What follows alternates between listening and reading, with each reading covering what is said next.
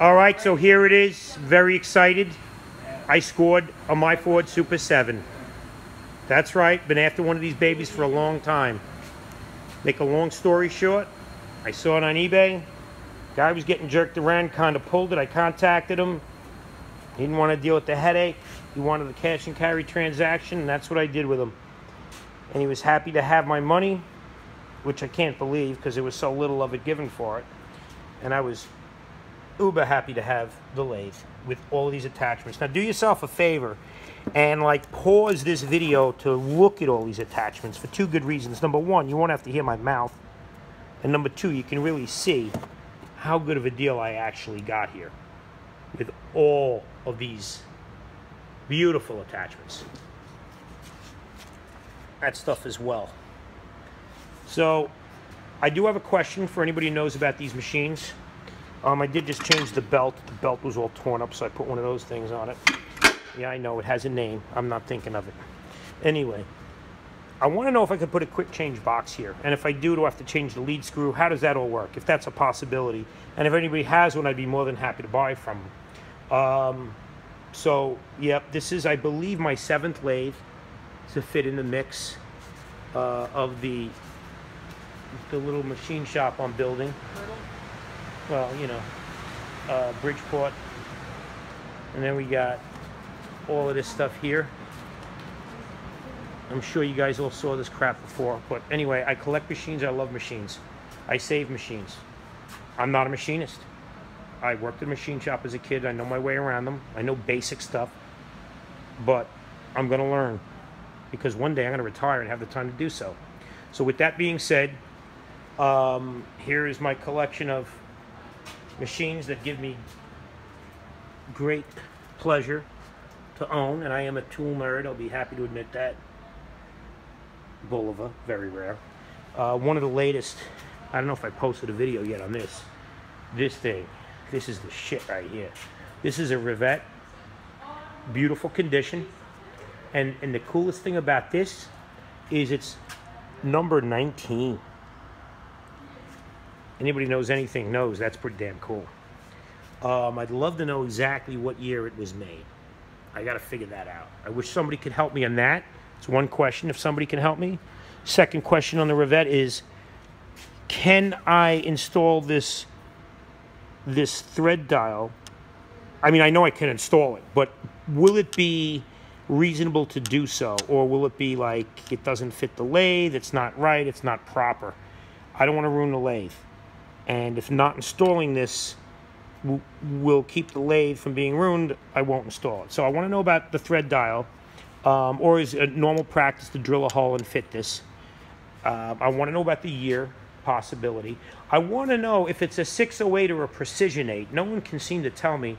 And I want to know if I can put a quick change box in here. I don't believe so, but I'd like to know that also.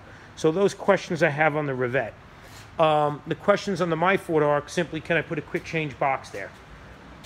Other than that, I pretty much have everything else handled. Made myself a little collet holder the other day, pretty cool. Got my do-all fitted in the corner, JS tool sharpener, all the other goodies. Yep, so I'm almost done. I'm pretty sure I got just about everything I need. I'm liking them Hendes. Hennedies, I don't know, whatever that lathe is, I like that. I might go after one of those next. Other than that, I pretty much nailed what it is I need. Well, excuse me, I'm sorry, take that back. What it is I want in tooling, because let's face it, I don't need any of this. It's a matter of want, it's not a matter of need. And, you know, I get a lot of guys telling me, well, what do you need that for? What do I need a 16-foot? Well, to be honest, this thing's filled up with tools. Well, will be as soon as I'm done. Snap-on. I did some changes back here, and I learned early on to buy a machine, steal all the tools, and sell the machine. And I've done that enough to the point that I am out of pocket $0 in everything you just saw. That's right, ladies and gentlemen. Steve Pitbull is not out of pocket a dime on any of this stuff. It cost me nothing because I bought and sold enough machines and made enough profit to pay for all of that stuff. So in the last year, all of those machines are pretty much free. when you look at it, you know, my way. Because when you look at what I'm out on the machines and what I've made off the machines, it balances out pretty evenly. So what I'm doing now is I'm setting this room up as my tool room. And I'm going to put a cot back here and a coffee machine and a TV and a stereo system. Drill bits. I got a couple of drill bits. A couple of drill bits here. A couple of drill bits here. I'm pretty good for drills right now. And it's got some taps and blah, blah, blah, blah, blah. So, I'm a tool nerd. I'm happy to be one. We need to start using our hands. I need to put things away. Ultimately, I might clear all of this stuff out. Half of it's on eBay. And put my machines in this room. But ultimately, I love the tools. I love the machines. And that's why I do it. And I don't care if I'm a tool nerd or not. And I don't care that my wife makes fun of me that half of my friends are over 70 years old. Because to be honest, most young people suck. But it's nice to hear that younger guys, you know, in their 30s, 40s, 50s, or even younger are getting into this stuff, keeping it alive. And I think we really should fight to keep this going. And anybody who scraps a machine should be shot in the face and hung from a pole. I mean, it's ridiculous. I was at the scrap yard last week.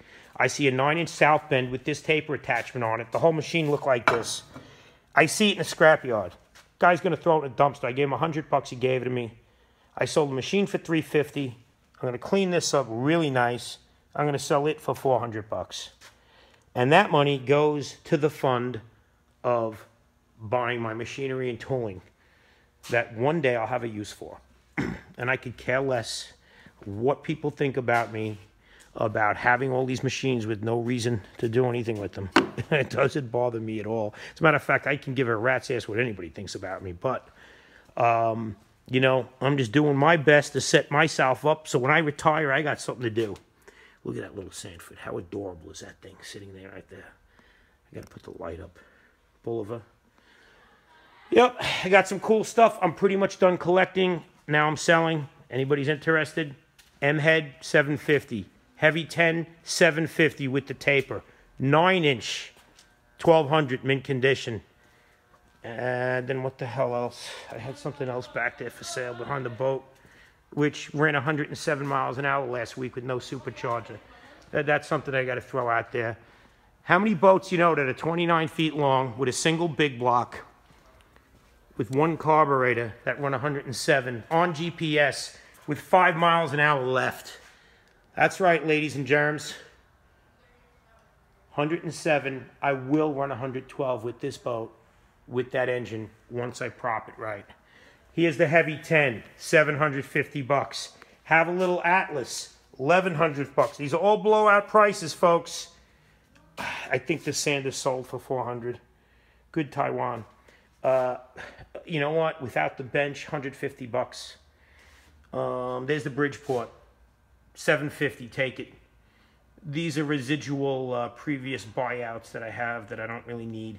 So I'm looking to clean house. Any of you guys interested? Let me know. Motorcycles, got a bunch of those somewhere. No, the truck's not for sale.